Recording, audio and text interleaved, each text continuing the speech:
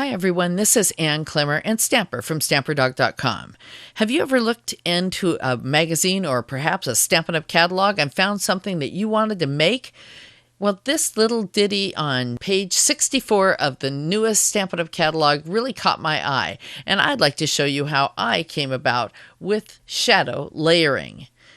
First of all, you're going to take some copy paper and just stamp the greeting from A Dozen Thoughts and just rip it around there as close as you can so that it's pretty fairly even. Now we're going to try some two-way glue. Did you know it works like a Post-it note? You want to prime it a little bit on a spare piece of paper, and then you're going to put a little bit on the copy paper and then let it dry. Now while it's drying, we're going to stamp the greeting on the Naturals White cardstock, and now we're going to fold our cardstock in half, the old olive, and round the corners, the bottom corners. And this is Island Indigo. Round the bottom corners on that. And, of course, round the bottom corners on our Naturals White.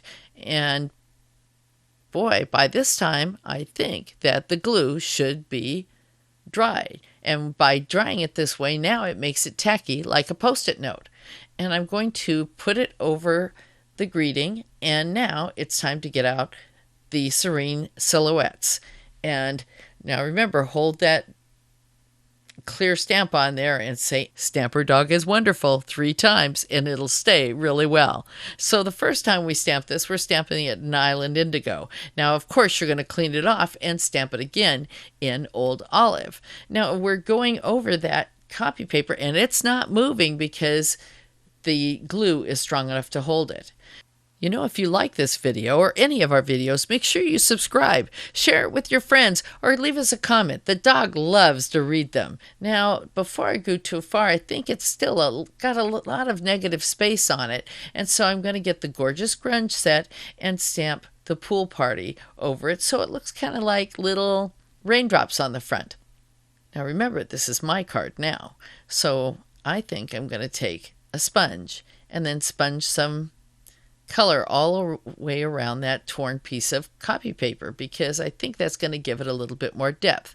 Now, you know, at the end there's going to be a link so that you can see the second part of this video and see how we put the ribbon on there and make that great paper buckle.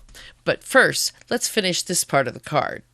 Now get out your favorite adhesive, and of course we're recommending snail, and then we're going to adhere the 2 layers together, the white and the Island Indigo, and that's pretty much how it's going to look.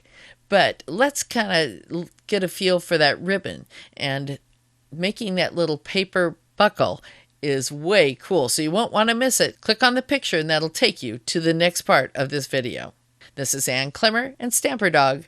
Can't wait for part 2.